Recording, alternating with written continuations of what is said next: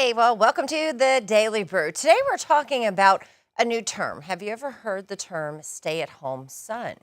No, I haven't. Okay, And well, I think I'm glad I haven't. this is referring to jobless men who live with their parents and specifically 25 to 34 years old. Okay, there was a new research that came out that found one-fifth of men from that age range live at their parents' home.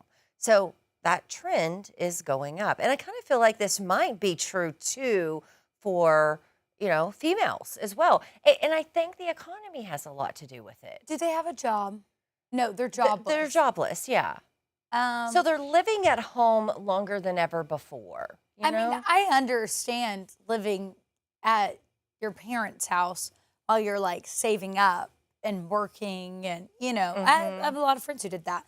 And I would have done it if I would have lived in the same place because that's just smart financially. Well, didn't you feel like when you were younger, your goal was to get out of the house? Like the minute you turn 18, like get a job, get an apartment, just because it was like the neat thing to do, right? I mean, I guess I went off to college, so yes. Yeah. But I mean, now I really appreciate being at home when they're cooking. And I know, it's nice. I think I would have stayed a little bit longer if I would have been a bit smarter back then. For sure. I think I need to know, is he trying to get a job or are they just like sitting there and living rent-free with their parents? Yeah, I think it's sort of rent-free, just sort of like living their life, their teen years a little bit longer.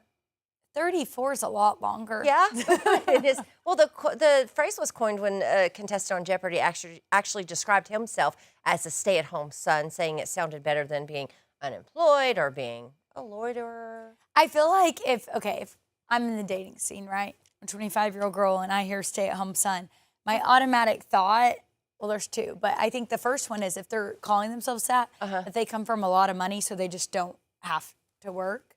That'd be nice, yeah. But then I think the other one is like, oh, well, I think that I don't want you to be that so I can be a stay-at-home mom one day.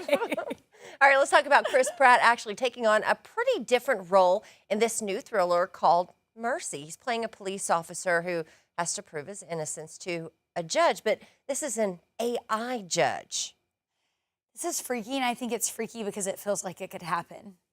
Right? Like it could be a real world scenario. I don't know. Is AI ever going to enter the justice system? I don't know. Is that a little too much of a stretch, Mm-hmm. But I kind of feel excited about this because how long have we been waiting for, like a movie to come out with like a scenario we haven't already heard played over and over and over? For sure. I just hope it doesn't give any ideas.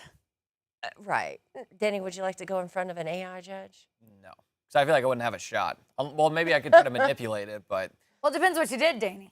What'd you do? I'm not sitting in that chair, that's all I know. But that does raise the topic of, it's scary because AI can fake footage. And what if for whatever reason, there was an AI footage of me committing a crime? And it's like, well, no, I didn't do that. I was like, well, it said you did.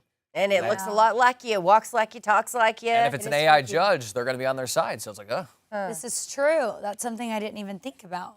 I don't like it. I kind of feel like I'm excited to see this movie, though. Mercy. I mean, Chris Pratt's always good. So it looks like it's going to be a good movie. It's just like, it's freaky because it could be real, I hope not. I hope not. All right. According to a McDonald's customer alert out of Texas, a 19-year-old drive-thru employee charged customers twice in an alleged fraud scheme. So he would process the payments as legit, then use a personal device to tap the cards again, charging them twice. Netted nearly $700 from this. Wow.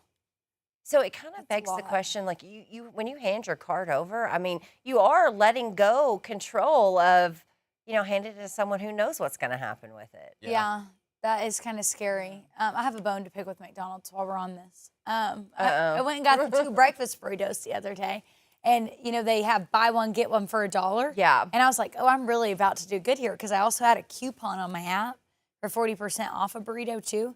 But then it ended up being more expensive because they took away my 2 at $1. You can only use 1 at a time. I didn't know this. Danny, we know this, right? Well, because the other one was it wasn't a coupon. That's just their deal all the time. But you can't combine deals. I didn't know this, guys. Nope. I didn't know this. I mean, because the first time I tried that, I was like, oh, this can be a great deal. It went from like 3:30 to 4:30, and I'm like, wait, as I handed the card over, I'm like, that's not Well, McDonald's there refunded all of the customers and say they're no longer employed there.